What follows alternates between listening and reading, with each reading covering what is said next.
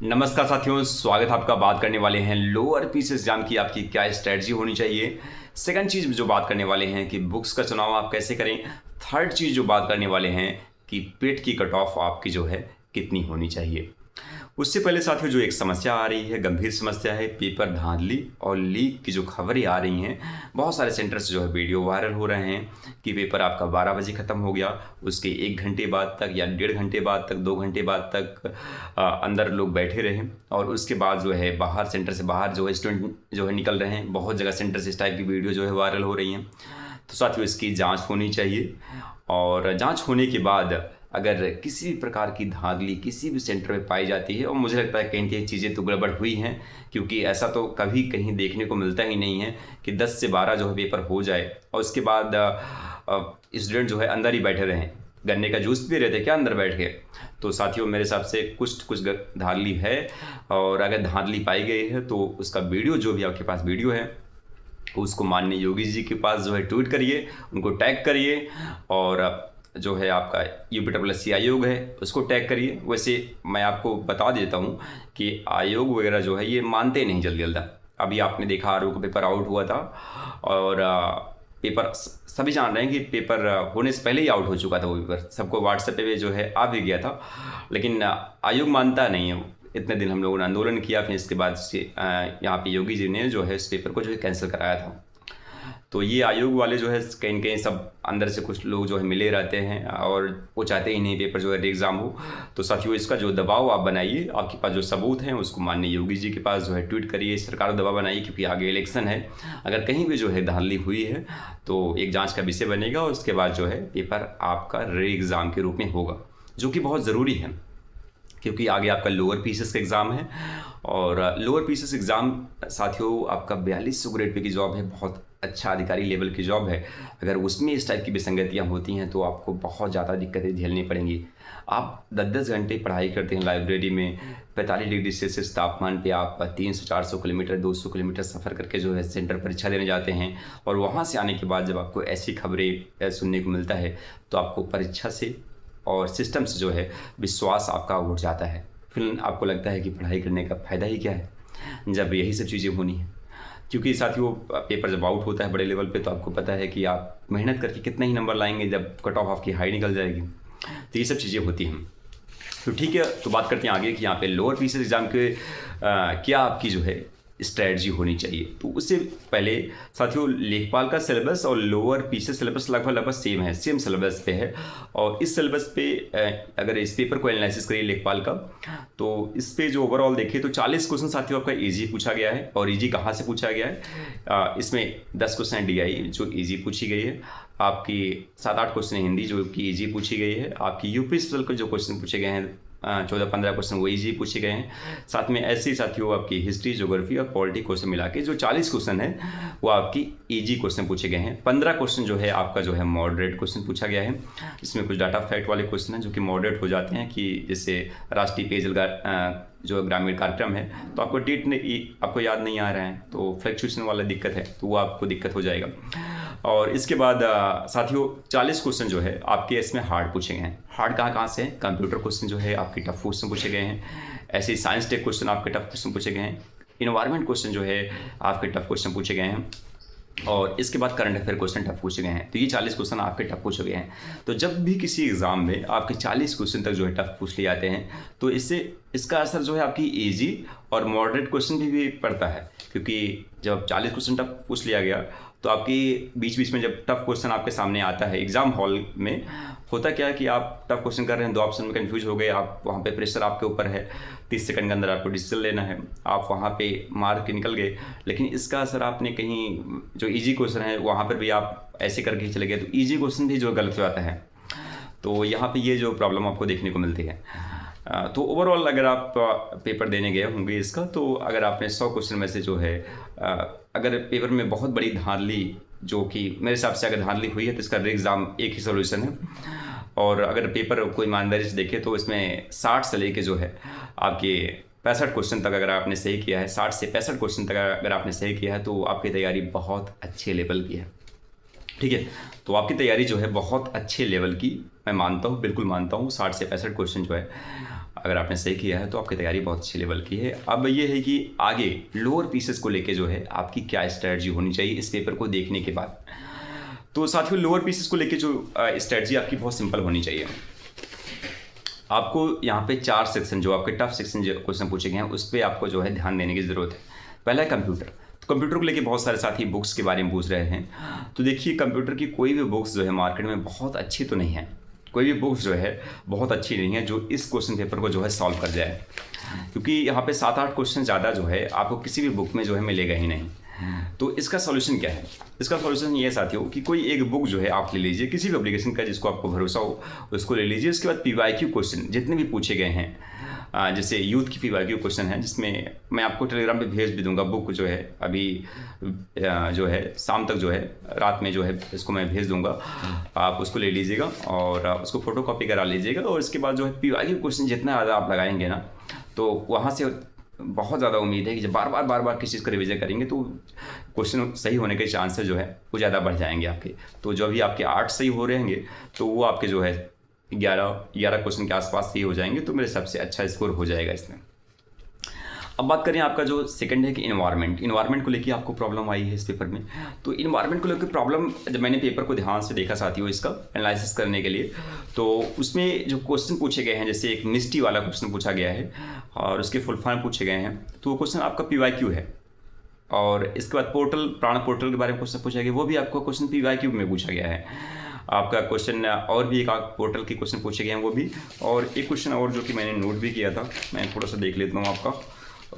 तो साथियों, हाँ, ये मिल गया क्वेश्चन आपका पोर्टल का है। और इसके बाद आपका जो क्वेश्चन डिजास्टर मैनेजमेंट से, जैसे आपके NDMA से जो क्वेश्चन पूछा गया है जिसमें आपकी धाराएं पूछी गई हैं, तो वो क्वेश्चन साथियों मेरे हिसाब से बेसिक क्वेश्चन था, अगर आपने पढ़ा होगा, क्योंकि धाराएं हैं थोड़ा फैक्ट बेस्ड क्वेश्चन थोड़ा गलत होने की संभावना ज़्यादा रहती है पेपर में। तो लेकिन NDMA की जो 3 धाराएं होती हैं, जिसमें आपकी NDMA के लिए, नेशनल डिजास्टर मैनेजमेंट अथॉरिटी के लिए 3 होती है, और स्टेट डिजास्टर मैनेजमेंट अथॉरिटी के लिए 14 होती है, और इसके बाद DDM यानी के लिए जो है आपकी वो 25 होती है। 3, 14, 25 को आप ज़रूर याद रखिएगा, आगे की परीक्षाओं में काम आएगा आपको। और इसके बाद एक आपका जो है इसमें फार्मूला पूछा गया था। तो फार्मूला तो मेरे हिसाब से अगर आप इन्वायरमेंट जहाँ भी पढ़ेंगे, खासकर डिजास्टर मैनेजमेंट जहाँ पढ़ेंगे, ये फार्मूला आपको हर जगह दिख जाएगा।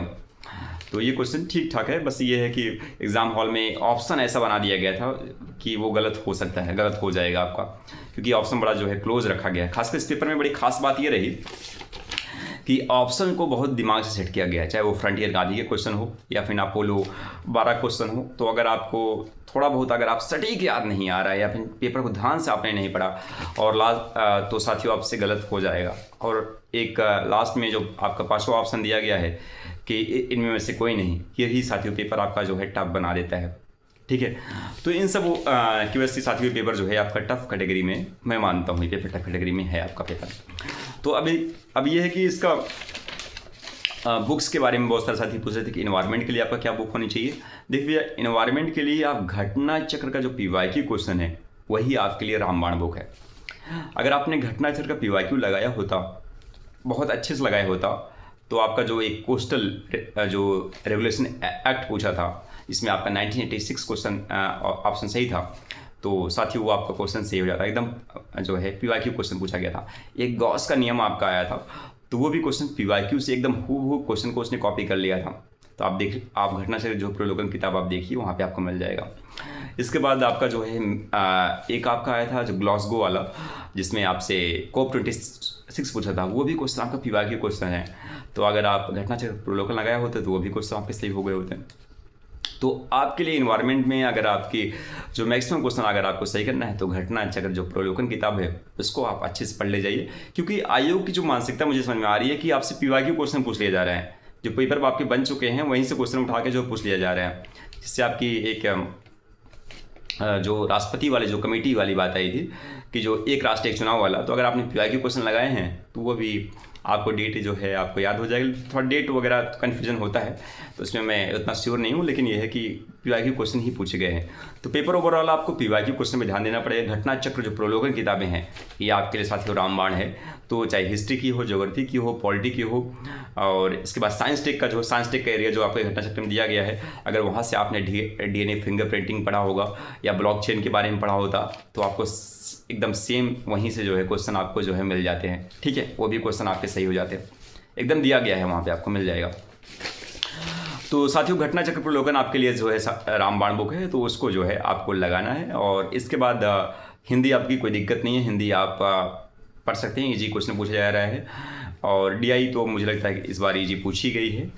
और भी जो भी दिक्कत हो आप बताइएगा, उसके बाद उसको जो है विचार किया जाएगा। तो घटना चक्र प्रलोभन ये किताबें आपको रखना है, क्योंकि इसको पढ़ेंगे और 6 दिसंबर को आपको PCS प्री भी एग्जाम देना है। ठीक है, तो वहाँ भी आपका काम आ जाएगा, तो उसी किताब को पढ़िएगा। और कंप्यूटर के लिए साथियों यूथ पब्लिकेशन की पीवाईक्यू को क्वेश्चन को बार बार मल्टीपल टाइप करेंगे तो कॉन्सेप्ट क्लियर हो जाएगा।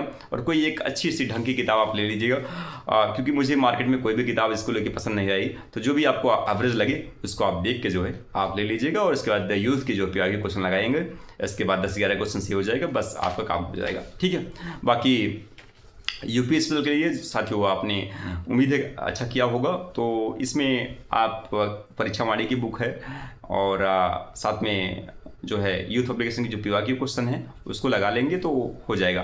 और जैसे कि मैंने आपको टेलीग्राम पे मैंने बताया था जिला दर्शन, तो जिला दर्शन जिसने लगा के गए होंगे तो उनको तो मेरे हिसाब से इस पेपर में लाभ ज़रूर हो गया होगा। और जिला दर्शन में जैसे मैंने आपसे कहा था जो संभल वाला क्वेश्चन आया था, जिला दर्शन क्वेश्चन था, बहुत सारे मैंने आपसे 10 क्वेश्चन कहा था, 10 क्वेश्चन इसमें जो है जिला दर्शन से आपके आए हैं।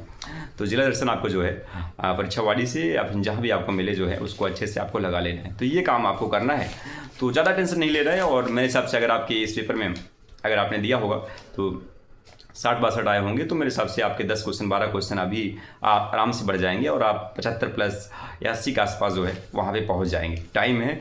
और इन्वायरमेंट में परीक्षा जो घटना चक्र की जो प्रलोभन किताब है उसको आप अच्छे से रट लीजिएगा, पढ़ लीजिएगा, समझ लीजिएगा, वहीं से आपके क्वेश्चन फंस जाएंगे।